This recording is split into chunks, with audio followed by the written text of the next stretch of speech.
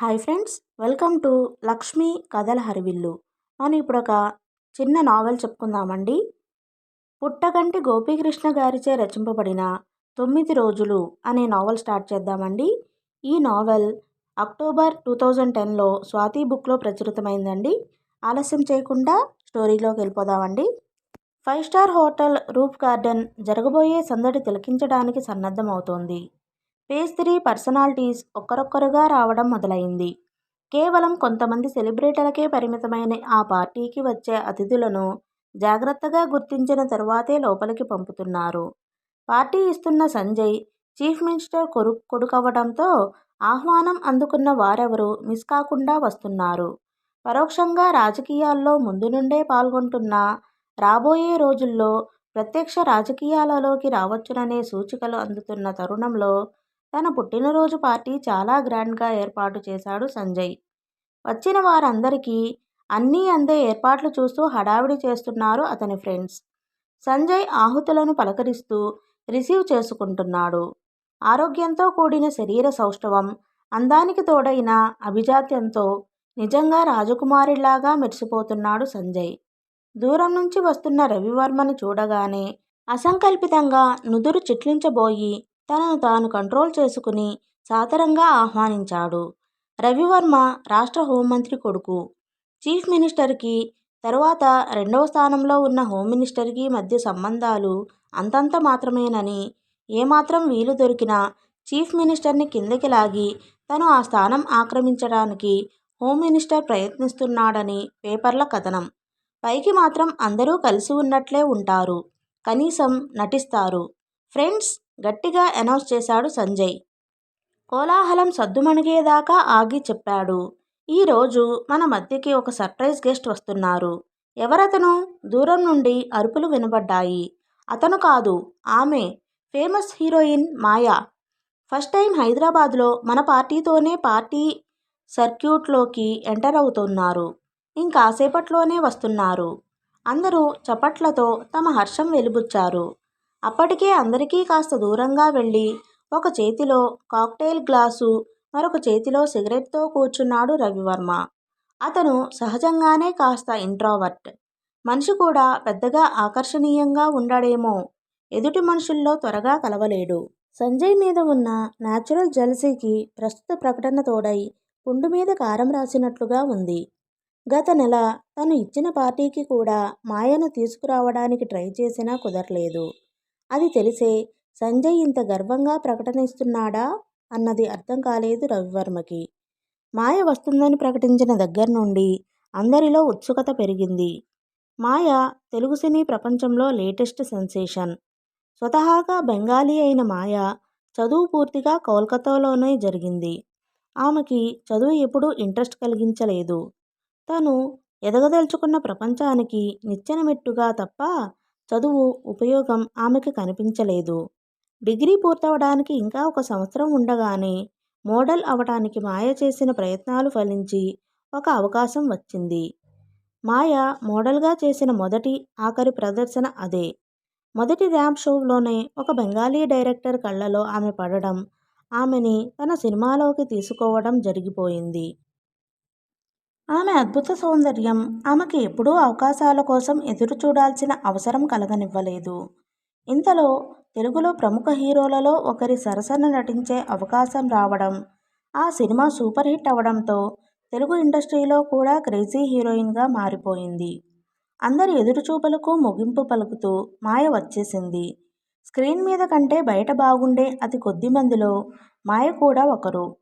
సంజయ్ ఆమెను అందరికీ పరిచయం చేయగానే ఆహ్లాదంగా నవ్వింది. మీ గురించి చాలా విన్నాను. ఇలా కలుసుకోవడం చాలా ఆనందంగా ఉంది. సంజయ్ ఉబ్బితబ్బిబ్బయ్యాడు. తనే దగ్గరుండి మిగిలిన అందరికీ పరిచయం చేశాడు, దూరాన కూర్చున్న రవివర్మతో సహా. రవివర్మ కూడా మాయతో ఏదో మాట్లాడదామనుకున్నాడు కానీ అంతలోనే మాయ వేరే వైపు వెళ్ళిపోయింది. అందరూ మాయ చుట్టూ చేరారు. మాయగారు, మీ రాబోయే సినిమా రిలీజ్ ఎప్పుడనుకుంటున్నారు? ఎవరో అడుగుతున్నారు ఆమెను. ఇంకా ఏమీ అనుకోలేదు. బహుశా వచ్చే నెలలో ఉండొచ్చు. ఆల్రెడీ తెలుగు భాష మాట్లాడేస్తున్నారే. నాకు తెలుగు లాంగ్వేజ్ అంటే చాలా ఇష్టమండి. తెలుగులో నటించడం మొదలుపెట్టినప్పటి నుండి తెలుగు నేర్చుకోవడం కూడా స్టార్ట్ చేశాను. కోర్స్ పూర్తిగా రావాలంటే ఇంకొంతకాలం పట్టవచ్చు. చిలక పలుకులు పలికింది. అందరూ ఆనందంగా కబుర్లు చెప్పుకుంటూ కేక్ వైపు కదిలారు. సంజయ్ చేత కట్ చేయించడానికి. దాదాపు అర్ధరాత్రి దాటింది. అతిథులందరూ నెమ్మది నెమ్మదిగా సెలవు తీసుకుంటున్నారు. కొద్దిమంది మరీ దగ్గరవారు తప్ప దాదాపు అందరూ వెళ్ళిపోయారు. ఒక అనుచరుడు వచ్చి నెమ్మదిగా సంజయ్ ఒక్కడికే వినపడేటట్లుగా చెప్పాడు. అన్నా, ఇంకాసేపట్లో రాబోతున్న రేపటి పేపర్లో లీడ్ న్యూస్ మన గురించేనంట. మన మనిషి ఒకడు ఫోన్ చేశాడు. ఏమిటి? మన బర్త్డే న్యూస్ పేపర్ హైలైట్స్లోనా చేరిందా? పెద్దగా నవ్వుతూ అన్నాడు సంజయ్. బర్త్డే గురించి కాదన్నా, కొండాపూర్ స్థలం గురించి. మనం కడుతున్న కాంప్లెక్స్ కబ్జా చేసిన స్థలంలో కడుతున్నామని రాస్తున్నారంట. దిగ్గున లేచి నిల్చున్నాడు సంజయ్. బాస్టర్స్! ఎప్పుడేమి రాయాలో కూడా తెలియదు. ఆ మాటలంటుంటే అతని మొహమంతా కోపంతో ఎర్రబడిపోయింది. సంజయ్కి కోపం చాలా ఎక్కువ. ఆ కోపంలో ఏం చేస్తున్నాడో, ఎలా ప్రవర్తిస్తున్నాడో మర్చిపోతుంటాడు. అందుకే వాళ్ళ నాన్న చీఫ్ మినిస్టర్ కోదండరావు ఎప్పుడూ చెప్తుంటాడు, రాజకీయాలలోకి రావాలంటే సంయమనం అవసరం అని. కానీ సంజయ్ ఇంకా తన కోపాన్ని కంట్రోల్లోకి తెచ్చుకోలేకపోతున్నాడు. ఎలా ఎలా తెలిసింది వారికి? ఎవరు చెప్పారు? నాన్నగారికి తెలుసో తెలియదో అంటూ ఫోన్ చేసి తండ్రికి వివరించాడు. కోదండరావుది అపార రాజకీయ అనుభవం. ఇలాంటి ఎదురుదెబ్బలు ఎన్నో చూసి ఉన్నాడు. అందుకే దాని విషయం నేను చూసుకుంటాను. నువ్వు మాత్రం ఆవేశంలో నాకు చెప్పకుండా ఏ నిర్ణయం తీసుకోకు. వెంటనే ఇంటికి రా అని మరీ చెప్పాడు. అలాగే డాడీ, ఇప్పుడే బయలుదేరి వస్తున్నాను. ఫోన్ పెట్టేసి తనకు విషయం చెప్పిన వ్యక్తి వైపు తిరిగాడు. ఎవరో తెలిసిన మనిషి ఉన్నాడన్నావు కదా, కనుక్కోమను. ఈ వార్త రాసిందెవరో, అతని అడ్రస్ ఏమిటో, తరువాత సంగతి నేను చూసుకుంటాను. అప్పుడు సంజయ్ మొహంలో తాండవిస్తున్న క్రోధం చింతనిప్పుల్లాగా ఎర్రబడ్డ కళ్ళు అతని అనుచరులకి కూడా భయం వేసింది. రెండవ రోజు అసెంబ్లీ హాల్. వారం రోజుల నుండి సమావేశాలు వాడిగా వేడిగా జరుగుతున్నాయి. సమావేశాల మధ్య దొరికిన కొద్ది గ్యాప్లో ఛాంబర్లో కూర్చుని ఉన్నాడు కోదండరావు. హడావిడిగా లోపలికి వచ్చి కోదండరావు ఎదురుగా ఉన్న కుర్చీలో కూర్చున్నాడు హోమ్ మినిస్టర్ వామనమూర్తి. సాధారణ పరామర్శల తర్వాత అసలు విషయంలోకి దిగాడు వామనమూర్తి. నేను కనుక్కున్నాను సార్. ఆ పేపర్ వాళ్ళకి ఎవరో మనవాళ్లే ఒప్పందించారు. కాకపోతే ఎవరన్నది తెలియడం లేదు. పర్వాలేదులే మూర్తి, నేను కూడా మా లాయర్లతో మాట్లాడాను. డీల్లో ఏమన్నా లోపాలుంటే సరిచెయ్యమని. ఒక రకంగా అలా రాయడం మన మంచిదేమో. మన లోపాలు మనం సవరించుకోగలుగుతాం. అందరూ మీ అంత పెద్ద మనసు కలిగి ఉండరు కదా సార్. అన్నట్లు మీరు ఢిల్లీ వెళ్తున్నారట కదా, ఎప్పుడనేది ఏమన్నా అనుకున్నారా? ఎక్కడా? ఈ సమావేశాలు అయిపోవాలి. ఆ తరువాత హైకమాండ్ అపాయింట్మెంట్ తీసుకోవాలి. ఇంకా కరెక్ట్ డేట్ ఏమీ అనుకోలేదు. ఏం లేదు సార్, 2 సీట్లలో బై ఎలక్షన్స్ రాబోతున్నాయి కదా, వాటిని క్యాండిడేట్స్ ఎవరో ఏమన్నా అనుకున్నారా అని. ఇంకా టైం ఉందిగా మూర్తి, అప్పుడే క్యాండిడేట్స్ పేర్ల దాకా చర్చ జరగలేదు. అదే సార్, క్యాండిడేట్ల పేర్లు పరిశీలించేటప్పుడు మా అబ్బాయిని కూడా పరిశీలించాలని కోరుకుంటున్నాను. ఢిల్లీ వెళ్ళినప్పుడు మీరు కొద్దిగా రికమెండ్ చేస్తే. అలాగే, సమయం వచ్చినప్పుడు చూద్దాం అంటూ లేచాడు కోదండరావు. వామనమూర్తి కూడా లేచి చీఫ్ మినిస్టర్ ఛాంబర్ నుండి బయటకు వచ్చాడు. బయట నిలబడ్డ తన అనుచరులతో కలిసి తన ఆఫీసులోకి వచ్చాడు. ఏంటన్నా, ఏం జరిగింది? ఏమంటున్నాడు? ఏమీ తేల్చలేదురా. అంత తేలిగ్గా ఆయన చేయడన్నా. వాళ్ళ అబ్బాయికి కూడా సీటు ఇప్పించుకోవడానికి చూస్తున్నాడంట. ఉన్నది 2 సీట్లు. 2 లీడర్ల పిల్లలకే ఇవ్వాలంటే కష్టమే కదా. అందుకని తన కొడుక్కి ఇప్పించుకోవడానికి ట్రై చేస్తాడు కానీ మన కుర్రాడికి ఎందుకు ఇప్పిస్తాడన్నా? మనమే వేరే విధంగా ప్రయత్నించుకోవాలి. ఏం ప్రయత్నించినా ఎవరో ఒకరు కేసే కన్సిడర్ చేస్తారు కానీ ఇద్దరి పని కాదు. అందులోనూ పెద్దాయన్ని వదిలి మన పని అస్సలు చేయరు. ఏదో ఒకటి చేయాలన్నా మన అబ్బాయికే సీటు సంపాదించలేకపోతే రేపు పబ్లిక్లో ఇజ్జత్ ఖరాబ్ అవుద్ది. నువ్వంటున్నది నిజమేరా, ఏమన్నా ఆలోచిద్దాం అంటూ దీర్ఘాలోచనలో మునిగిపోయాడు వామనమూర్తి. టీవీ10 స్టూడియో బంజారా హిల్స్లో విశాలమైన ఆవరణలో ఉంది. దానిలో న్యూస్ రూమ్ నిరంతర సుజల స్రవంతిలా కళకళలాడుతోంది. న్యూస్ రైటర్ తను రాసిన న్యూస్ టెలిప్రాంప్టర్లో ఫీడ్ చేస్తున్నాడు. న్యూస్ ప్రొడ్యూసర్ మార్కండేయులు గట్టిగట్టిగా అరుస్తున్నాడు. ఎక్కడయ్యా? అనిత ఎక్కడా? నువ్వు మొదలవడానికి 10 నిమిషాలు టైము కూడా లేదు. ఇంకా రాకపోతే ఏమనుకోవాలి? అంగట్లో అన్నీ ఉన్నా అల్లుడి నోట్లో శని అన్నట్లు నేనెన్ని ఏర్పాట్లు చేసుకొని ఏమి లాభం? అసలు ఆవిడకి ఏమీ పట్టకపోతే? Anitha news anchor. ఈరోజు న్యూస్ అనిత ప్రభాకర్లు కలిసి చదవవలసి ఉంది. ప్రభాకర్ అప్పటికే తనకి కేటాయించిన సీటులో కూర్చుని తను చదవవలసిన న్యూస్ సరిచేసుకుంటున్నాడు.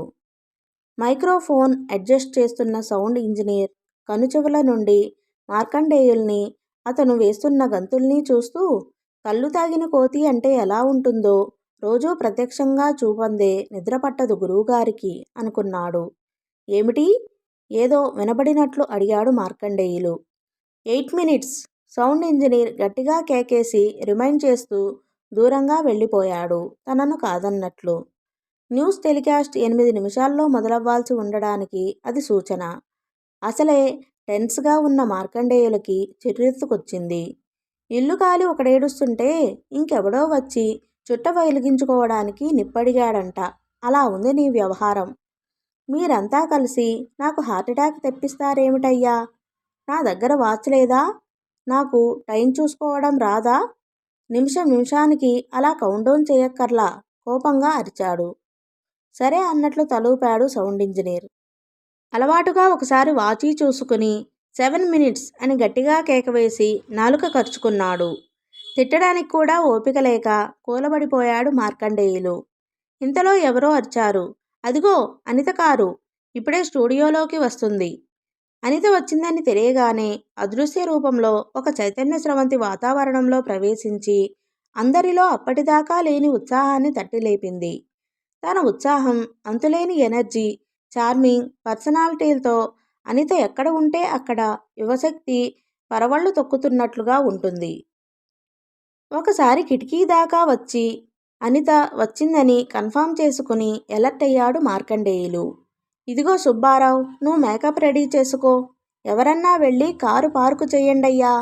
దానికి వేస్ట్ అయ్యే టైం కూడా ఇక్కడ నాకు బీపీ పెంచేస్తుంది అంటూ హడావిడి మొదలుపెట్టాడు.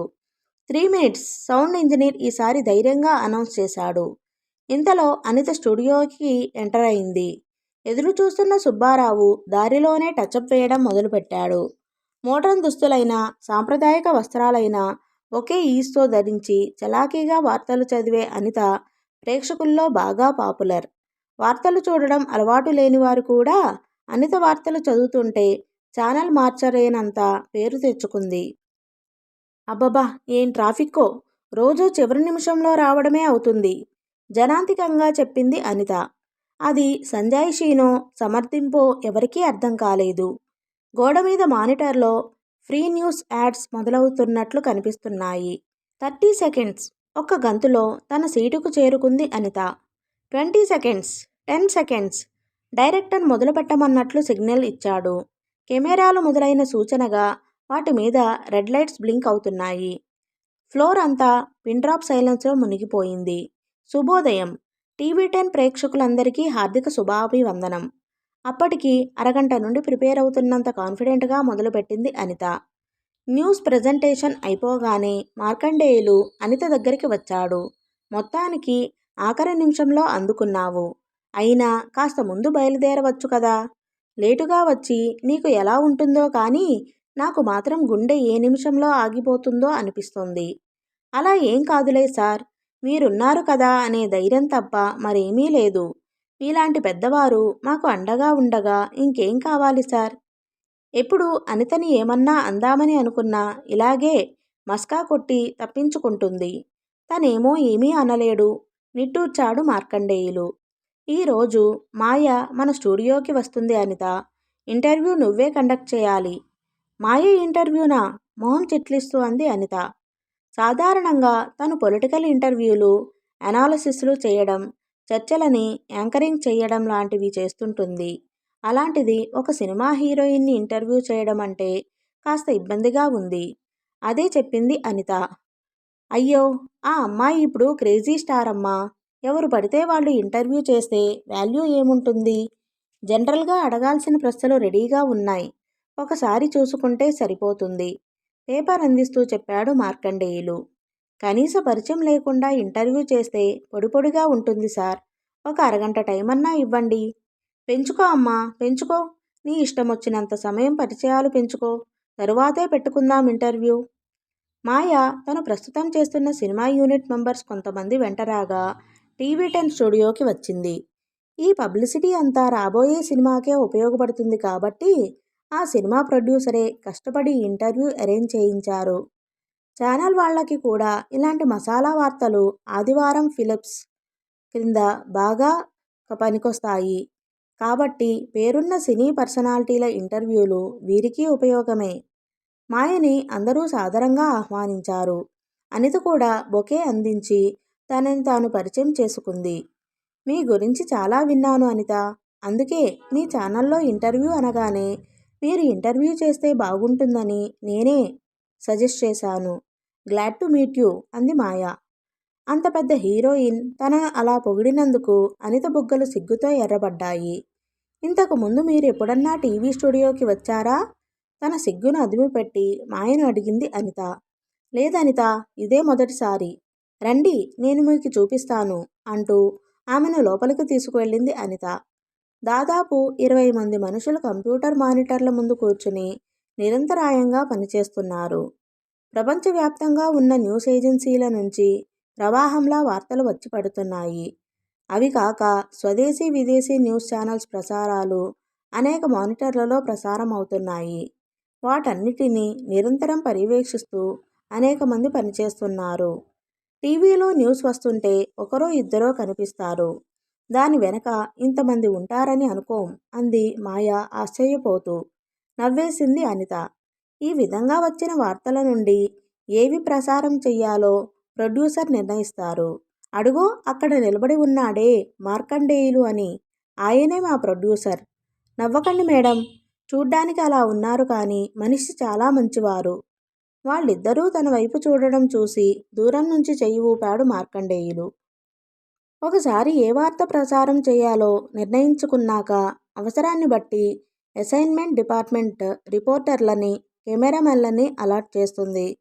వారు అవసరాన్ని బట్టి అవకాశాన్ని బట్టి సంపాదించిన న్యూస్ని స్టూడియోకి రిలే చేస్తారు. తనకు సంబంధించిన విషయాలు తనకు ఇష్టమైన విషయాలు అవడంతో అనితకి అలా చెప్పడం చాలా ఇష్టం. మాయ కూడా పూర్తి ఇంట్రెస్ట్ చూపిస్తూ అన్నీ ఆసక్తిగా గమనిస్తుండడంతో అనిత ఇంకా ఉత్సాహంగా చెప్తుంది. మాయ మధ్యలో కల్పించుకుని ఒక్కోసారి వేరే ఊరి నుండి వార్తలు అవసరం అవుతాయి కదా, అప్పుడేం చేస్తారు అని అడిగింది. దేశవ్యాప్తంగా వందలాది మంది రిపోర్టర్లు పనిచేస్తుంటారు. కొంతమంది డైరెక్ట్ పేరోల్స్లో ఉంటారు. కొంతమంది ఫ్రీలాన్సర్స్ ఉంటారు. వారి ద్వారా అందుతాయి. అడ్మైరింగ్గా తలూపింది మాయ. అలా వచ్చిన న్యూస్ని నిమిషం నుండి నిమిషన్నర లోపు వచ్చేటట్లు ఎడిట్ చేస్తారు. అంతకంటే ఎక్కువసేపు ఉంటే ప్రేక్షకుడు ఛానల్ మారుస్తాడు. అదే మా సినిమాలలో అయితే ప్రేక్షకుడికి ఆ ఛాన్స్ ఉండదు. నిజమే, కానీ న్యూస్ ఛానల్స్లో ప్రేక్షకుడు సహజమైన క్యూరియాసిటీతో అన్ని ఛానల్స్ వెతుక్కుంటాడు. నచ్చిన న్యూస్ దగ్గర సెటిల్ అవుతాడు. దాని డ్యూరేషన్ పెరిగితే మరలా విసుగు మొదలవుతుంది. అందుకే జనరల్గా 1.5 నిమిషంలోపే ఒక పర్టిక్యులర్ న్యూస్ ముగించడానికి చూస్తారు. నేనైతే అంతసేపు కూడా ఆగలేను నవ్వుతూ చెప్పింది మాయ. అలా ఎడిట్ చేసిన న్యూస్కి రైటర్లు కామెంటరీ రాస్తారు. ఆ తర్వాత అది video coordinators, news tape editors, producers, directors, reporters, anchors ద్వారా మీకు అందుతుంది. Very interesting. డ్రాయింగ్ రూమ్లో కూర్చుని న్యూస్ చూసే ప్రేక్షకుడికి దాని వెనక ఇంత తతంగం ఉంటుందని అర్థం కావాలంటే అందరికీ ఒకసారి ఈ సెటప్ చూపించాల్సిందే. నవ్వేసింది అనిత. చాలాసేపైనట్లు ఉంది. ఇక మనం ఇంటర్వ్యూ ప్రిపరేషన్లు చూద్దాం రండి అని ఇంటర్వ్యూ కోసం వేసిన డ్రాయింగ్ రూమ్ సెట్లోకి దారితీసింది. అప్పటికే అక్కడ లైటింగ్ ఏర్పాట్లు అన్నీ పూర్తి చేశారు. మీరు రాగానే ఇద్దరికీ మైక్రోఫోన్స్ అమర్చి రెడీ చేశారు. దాదాపు గంట పట్టింది రికార్డింగ్ పూర్తవడానికి. అన్నీ రొటీన్ ప్రశ్నలు, రొటీన్ సమాధానాలు. అందుకే ఇలాంటి ప్రోగ్రాంలంటే అనితకి విసుగు.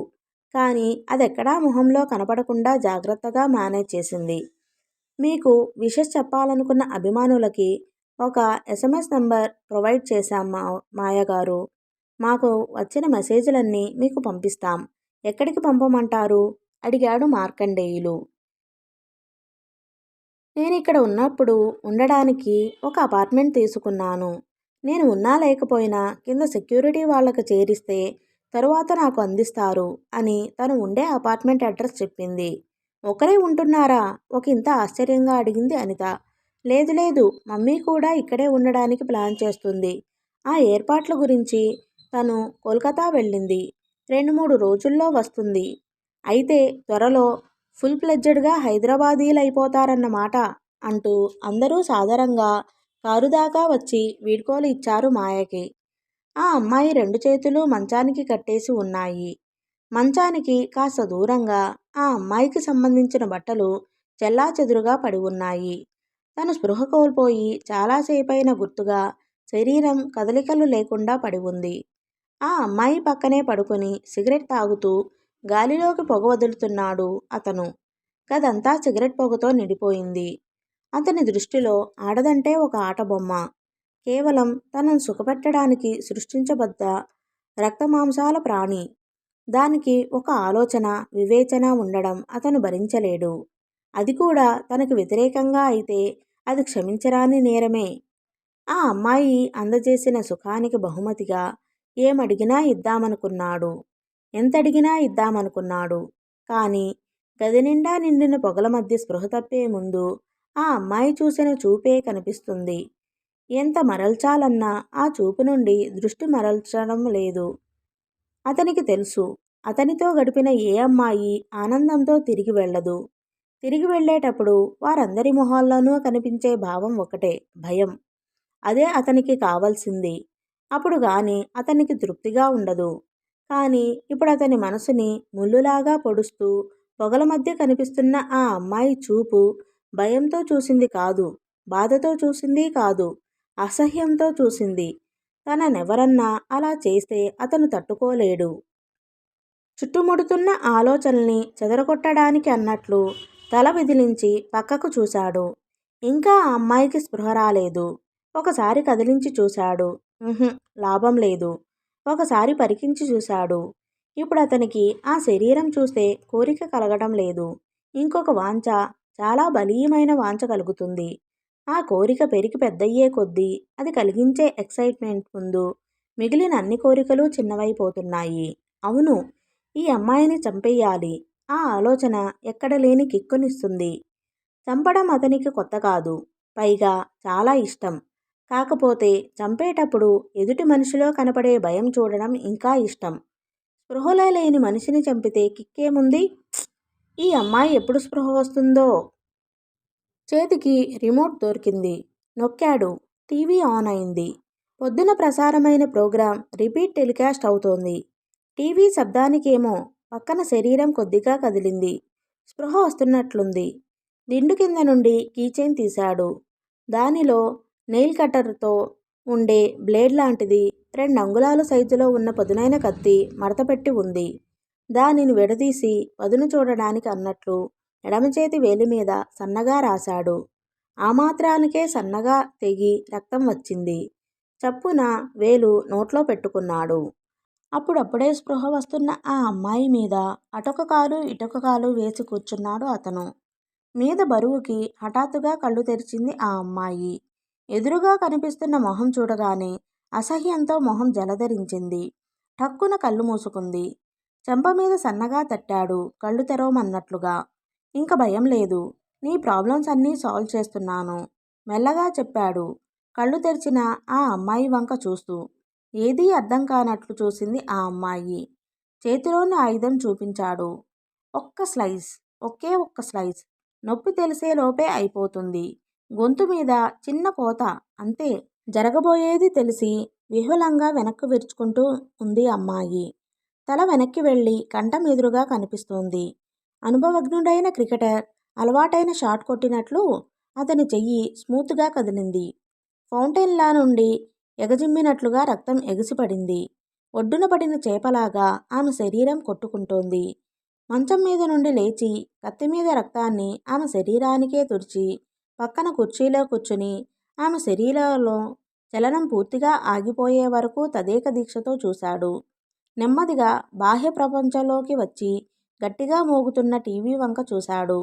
టీవీలో మాయని అతను అనిత చేసిన ఇంటర్వ్యూ ప్రసారమవుతుండడం చూశాడు. నెమ్మదిగా అతని పెదవుల మీద చిరునవ్వు వెలిగింది. తరువాత నువ్వే, ముందు మీ ఇద్దరిలో ఎవరు? టీవీ వంక చూసి పెద్దగా అరిచాడు. తన మాటలకు తనే మురిసిపోతూ ఆగకుండా నవ్వడంలో మునిగిపోయాడు. అర్ధరాత్రి దాటింది. సిటీకి దూరంగా నాగ్పూర్ హైవే మీద రోడ్డు నుండి కొద్దిగా లోపలికి వెళ్తే కనిపిస్తుంది ఆ ద్రాక్ష తోట. రణగణ ధ్వనుల నుండి దూరంగా నిశ్శబ్దంలో మునిగి ఉంది ఆ తోట. అప్పుడప్పుడు ఒక తీతువు పిట్ట వికృతంగా అరుస్తూ అటూ ఇటూ ఎగురుతోంది. రోడ్డు మీద నుండి తోటలోకి వెళ్లే దారి చీకట్లో మునిగిపోయి ఉంది. ఆ చీకట్లో ఆటో హెడ్లైట్ చూపించే గుడ్డి వెలుతురు సాయంతో పడుతూ లేస్తూ ముందుకు వెళ్తోంది ఒక ఆటో. దారికి అడ్డంగా ఉన్న పెద్ద ఇనుప గేటు వేసి ఉంది. గేటు దగ్గరకు వచ్చిన ఆటో ముందుకు వెళ్ళడానికి దారి లేక ఆగిపోయింది. ఆటో డ్రైవర్ గట్టిగా హారన్ మోగించాడు. సమాధానంగా గేటు దగ్గర అలికిడి అయింది. తరువాత గేట్ తీసిన శబ్దం వచ్చింది. ఆటో డ్రైవర్ ఏమీ మాట్లాడకుండా తెరుచుకున్న తలుపుల మధ్య నుండి ఆటోని ముందుకు నడిపించాడు. గేటు దగ్గర ఒక ముసలి వ్యక్తి గొంగళి ముసుగు వేసుకుని కూడా చలికి వణికిపోతూ నిలబడి ఉన్నాడు. గేటు దాటి ముందుకు వెళ్తున్న ఆటోని చూసి తనలో తను గొణుక్కుంటున్నాడు. పట్టించుకోకుండా ముందుకు వెళ్ళాడు ఆటో డ్రైవర్. మరో 3 నిమిషాలు ప్రయాణించాక ఆటో దూరంగా కనిపిస్తున్న బంగళా ముందు ఆగింది. ఆ బంగళాని చూడగానే అది రోజువారీ వాడుకలో లేదని అర్థమైపోతుంది. ఆటో డ్రైవర్కి పోర్టికోలోనే కూర్చుని సిగరెట్ తాగుతూ కనిపించాడు చిన్న దొర. దండాల్ దొర, జవాబుగా ఒకసారి కళ్ళెత్తి చూశాడు అతను. ఎర్రగా చింతనిప్పుల్లాగా ఉన్న ఆ కళ్ళని చూసి ఆటో డ్రైవర్కి వెన్నులో నుండి వణుకు వచ్చింది. 500 రూపాయల నోట్ల కట్ట ఒకటి ఆటో డ్రైవర్ మీదకు విసిరాడు అతను. అది చూడగానే ఆటో డ్రైవర్కి గదిలోపల ఏమి చూడాల్సి ఉంటుందో అర్థమైంది. సాయంత్రం తన ఆటోలోనే వచ్చిన ఆ అమ్మాయిని తలుచుకుని అతని కడుపులో దేవినట్లయింది. దగ్గర్లో రైలు పట్టాలెక్కడున్నాయో తెలుసున్నట్లు తల ఊపాడు ఆటో డ్రైవర్. ఓకే ఫ్రెండ్స్, ఈ పార్ట్ని ఇంతటితో ముగిస్తున్నానండి.